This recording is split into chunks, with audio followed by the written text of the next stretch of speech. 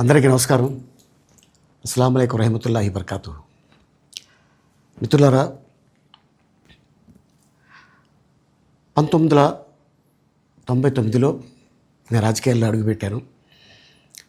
మా పెద్దాయన doctor D Ramanaidu గారి కోసం.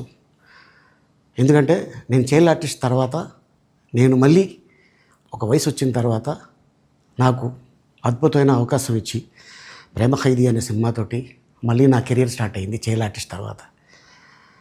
అలాగే వారు బాపట్ల నుంచి ఇలాగ నేను ఎంపీగా నుంచుంటున్నాను రా, నువ్వు రావాలి, నా క్యాన్వాస్ చేయాలి అనగానే తప్పకుండా గురుగారు, ఎందుకంటే మీ సినిమా తర్వాత నేను మళ్ళీ ఒక ఆర్టిస్ట్గా నేను ఎదిగాను, సో డెఫినెట్గా నేను వస్తాను అని చెప్పి వెళ్ళటం జరిగింది.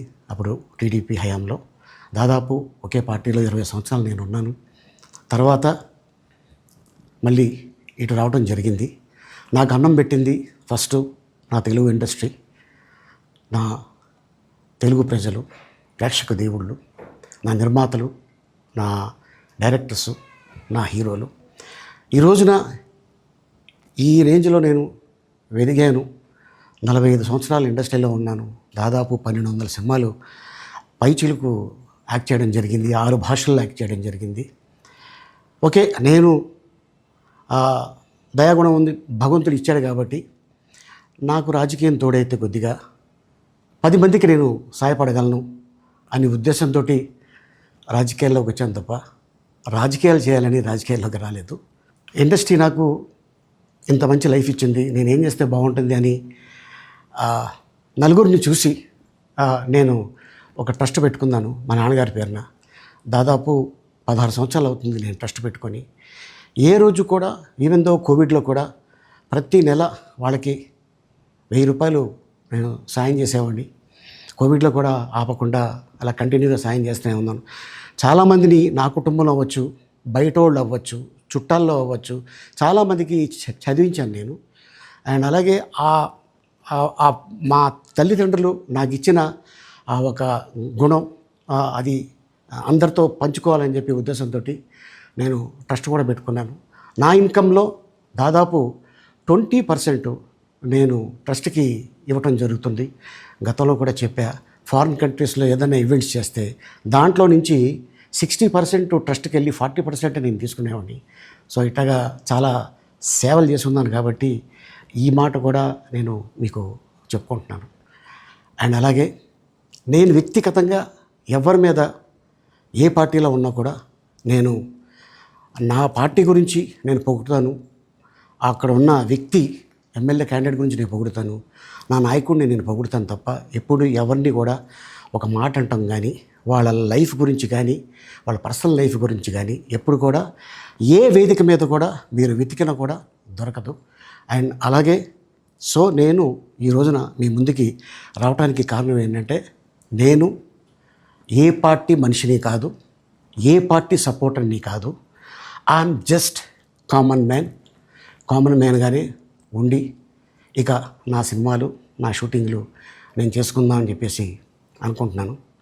That's it. ఈ మాట చెప్పడానికే నేను మీ ముందుకు వచ్చాను. సో నేను ప్రతి 5 సంవత్సరాలకు ఒకసారి ఎలక్షన్లో మీరు వెళ్ళి ఎలా ఓటేస్తారో నేను కూడా ఒక కామన్ మ్యాన్గా వెళ్ళి ఓటేసి వస్తాను. సో రాజకీయాలకి స్వస్తి, గుడ్ బై. ఈరోజు తిరుపతికి ముఖ్యంగా గోవిందరాజ స్వామి టెంపుల్కి వచ్చామండి. మా ఊరు నుంచి మా బంధువులు వస్తే మా మిత్రుడు నారాయణ ఇక్కడ ఎస్వి యూనివర్సిటీ PhD, ఆయన అన్ని అరేంజ్మెంట్స్ చేశారు. ముఖ్యంగా టెంపుల్ సూపరింటెండెంట్ గారికి అలాగే మొత్తం ఇక్కడ ఉన్న ఆఫీసర్స్ అందరికీ ధన్యవాదాలు.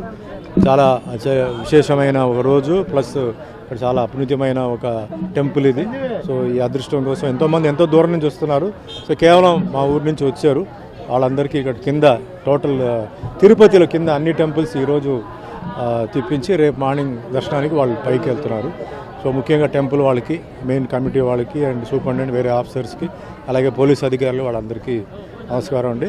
అండ్ ఇంకా ఇట్లా షూటింగ్స్ ఏమో తెలుగులో ఏమో ఇప్పుడు జీసస్ క్రైస్ట్ అనే సినిమా ఒకటి షూటింగ్ జరుగుతుంది. First time Jesus Christ character నేను చేస్తున్నాను, అదే కంటిన్యూస్గా జరుగుతుంది. ఇంకా తమిళ్, కన్నడ, మలయాళం అండ్ హిందీ ఈ భాషల్లో జరుగుతున్నాయి. బాగా బిజీగానే, దేవుడి దయ వల్ల అన్నీ బిజీగా నడుస్తున్నాయి. అదే మాదిరిగా మీకు అందరూ తెలుసు మన ఎలక్షన్స్ మన జరిగింది. సో ప్రజల తీర్పు ఏదైతే ఇచ్చారో టీడీపీకి, జనసేనకి, బీజేపీకి అది మనం స్వీకరిస్తూ ముఖ్యంగా ఏంటంటే ఆంధ్ర డెవలప్మెంట్, అమరావతి క్యాపిటల్ డెవలప్మెంట్కి చంద్రబాబు నాయుడు గారు చాలా స్పీడ్గా ఆయన ప్రయత్నాలు చేస్తున్నారు. సో ముఖ్యంగా ప్రజలు సహకరించాలి. ఎందుకంటే 5 ఏళ్ళు వెనక్కి వెళ్ళిపోయాం. అంతకుముందు 5 ఏళ్ళు వేస్ట్ అయిపోయింది. ఇప్పుడు ఇంకొక 5 ఏళ్ళ తర్వాత ఏం జరుగుతుందో తెలియదు. కాబట్టి ఈ 5 ఏళ్ళు ఏంటంటే ముఖ్యంగా ఎంప్లాయీస్కి ఎంప్లాయ్మెంట్ విషయం ఇది చాలా ముఖ్యమైన విషయం. సో అది రావడానికి అంటే ఇండస్ట్రీస్ రావాలి. సో పక్క తమిళనాడు నుంచి, ఇప్పుడు ముఖ్యంగా తిరుపతి అంటే పక్కనే తమిళనాడు ఉంది. సో తమిళనాడు నుంచి ఏంటంటే ఇండస్ట్రీస్ ఇక్కడ పెట్టేవాళ్ళు, లేదా నార్త్ నుంచి వచ్చేవాళ్ళు, వాళ్ళందరికీ అవకాశం ఇవ్వాలి, సహకరించాలి. అండ్ ముఖ్యంగా నేను మొన్న కూడా చెప్పాను, అమరావతి అనేది ఒక కాస్మోపాలిటన్ సిటీ అయితే మనకి ఈస్ట్, వెస్ట్, నార్త్ ఇండియన్స్ అందరూ వస్తారు.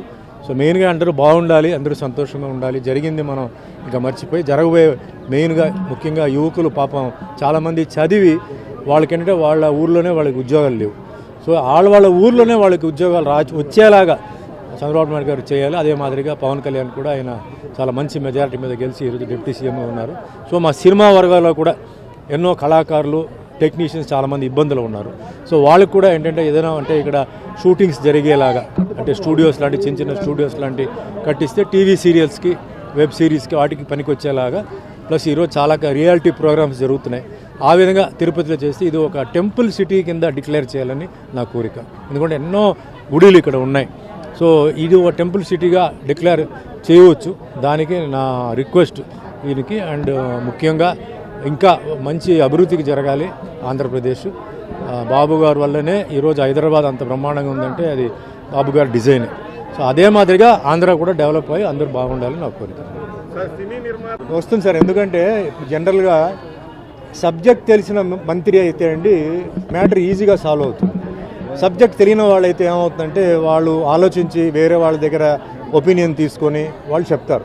ఇప్పుడు పవన్ కళ్యాణ్ గారు ఏంటంటే సినిమా మనిషే కాబట్టి సినిమా కష్టాలు, నిర్మాత కష్టాలు, డిస్ట్రిబ్యూటర్ కష్టాలు, ఎగ్జిబిటర్ కష్టాలు అన్నీ తెలుసు. సో తప్పనిసరిగా ఇప్పుడు ఉన్న పరిస్థితి నుంచి బెటర్మెంట్, ముఖ్యంగా చిన్న సినిమాలు బ్రతకడానికి ఒక మార్గం ఆయన చూపిస్తారు. అదే మాదిరిగా పెద్ద సినిమాలు కూడా ఈక్వల్గా, ఎందుకంటే పెద్ద సినిమాలకి ఎక్కువ రిస్క్ ఉంది. సినిమా చాలా కోట్లు పెట్టి తీస్తారు, ఏదైనా ఫెయిల్ అయితే చాలా పెద్ద లాస్ అవుతుంది. సో అది కూడా ఉండి ముఖ్యంగా డిస్ట్రిబ్యూటర్స్ బ్రతికి ఉండేలాగా దారి చేయాలి, అది చాలా ముఖ్యం.